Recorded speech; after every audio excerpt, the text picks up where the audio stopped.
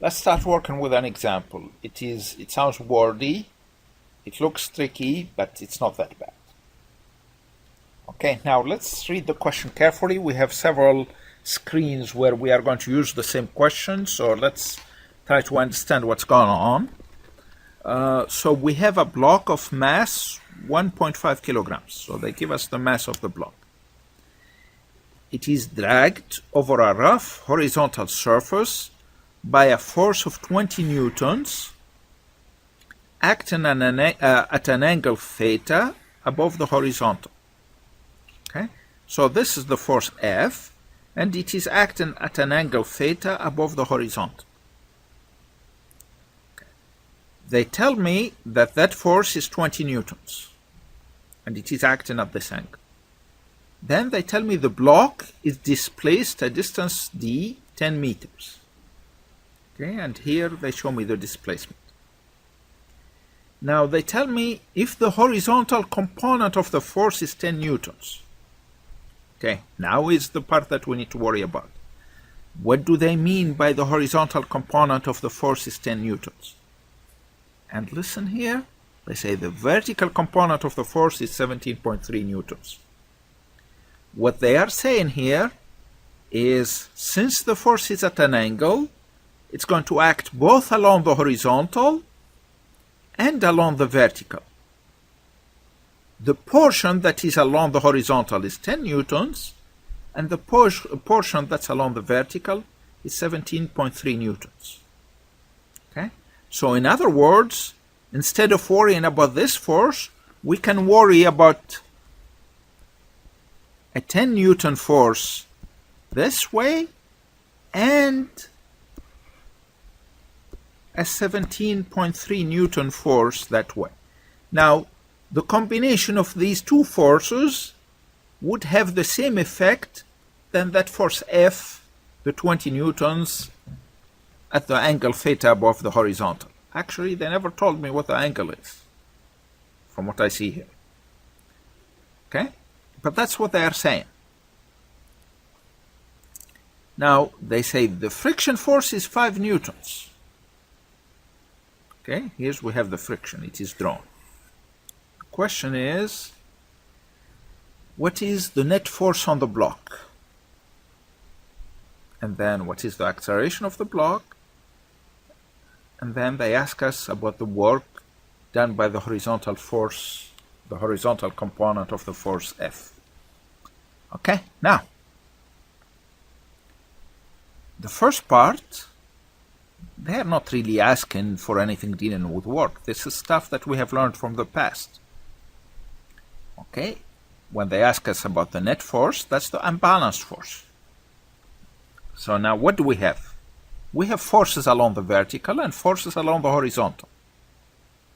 Now, the forces that are along the horizontal,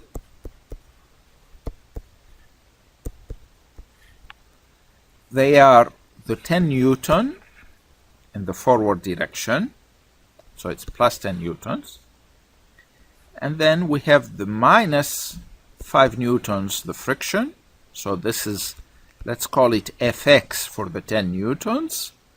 And then we have Ff for the friction, the minus since it's pointing in the opposite direction.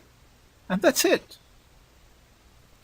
Now for the vertical, I don't have to worry really about the vertical for the net force, because we know that it is not moving up or down. So we know that along the vertical, my net force, vertical, is equal to 0. Now, however, for the horizontal, we have Fx and Ff. They are different. They are unbalanced. So my net force along the horizontal, which is my overall net force since the vertical is 0, then it's going to be just Fx plus Ff, which is plus 10 newtons minus 5 newtons, which is equal to plus 5 newtons. Okay, wonderful. Now that we know the net force, we can find the acceleration very easily. The acceleration, it is just net force over m. In this case, that's going to be plus 5 newtons over 1.5 kilograms. 5 over 1.5 is 3.3 meters per second squared. So that's my acceleration. So I got my part A, the net force is 5 newtons, and then my part B, the acceleration. Now the last question is, what is the work done by the horizontal component of F? Now the work done is F times D. That's the definition. Now we need to check how much of F is parallel to D. F is along the horizontal, D is along the horizontal. So all of that F, that horizontal component of F, all that 10 newtons is parallel to D. Because it's fully parallel to D, that's all what we have to write. 10 newtons times the displacement, which is 10 meters, which gives me 100 newtons times meters, 100 joules. So the work due to F parallel in this case is 100 joules. That's my 3 questions. Okay, let's carry this forward. Now here, they are asking me to find the work done by the vertical component of the force. And then the work done by the normal force and the work done by the gravitational force. Okay, now the vertical component is this one. It is, we said before, 17.3 newtons. Remember the definition of work is F parallel to the displacement times D. I need to find how much of F is parallel to D. Now here, this is my F, what I drew in black here. This is my D. They are perpendicular to each other. So none of these 17.3 newtons is going to be parallel to D, which means my answer for part A, for this F perpendicular, is going to be 0. 17.3 newtons times 0, since there is no displacement parallel to it. Now, part B, think about it. It's not going to be much different, because what's the direction of my normal force?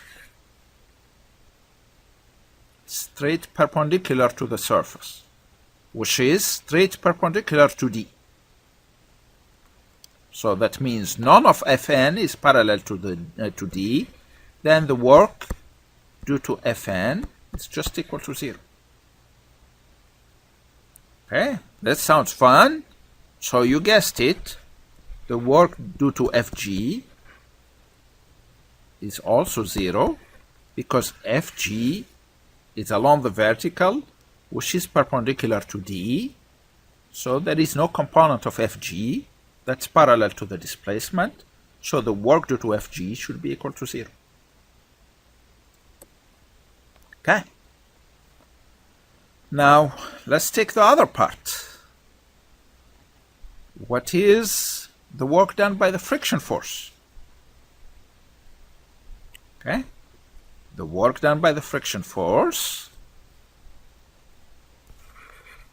we are going to use the same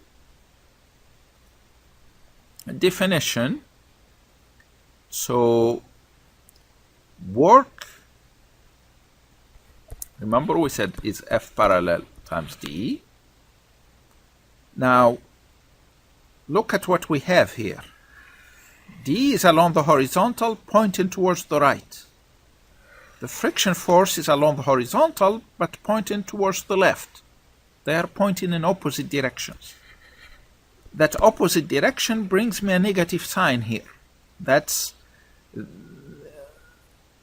the friction force that's telling us it's opposing the displacement instead of contributing to the displacement. Instead of helping move forward, it is preventing it from moving. So that's where the minus sign comes. So it is going to be mine and our minus sign, and then the friction force is 5 newtons, and then times the displacement, 10 meters. And that's going to be minus 50 joules. So that's the work due to the friction force. Now, when they ask me about the work done by the net force, remember we found the net force before. We are going to use the same definition here. So the work due to F net is going to be F net times D. Remember we said F net is going to be parallel to the horizontal in the same direction as D. So that's going to be just, if you recall, F net, we found it as 5 newtons. So it's going to be 5 newtons times 10 meters, or 50 joules. One thing to notice here, we found the work due to F parallel, we found it to be 100 joules. The work due to the friction, minus 50 joules. All the other works, the works due to all the other forces, we found them to be 0. So in other words, the work due to the net force is going to be the sum of all those other works, the works due to all the other forces. In this case, it was 100 joules plus minus 50 joules plus 0 plus 0 plus 0. That gives us 50 joules. And that's the same than what we just found by calculating it for the net force. Okay, this does it for this question. I hope you noticed it's not that difficult.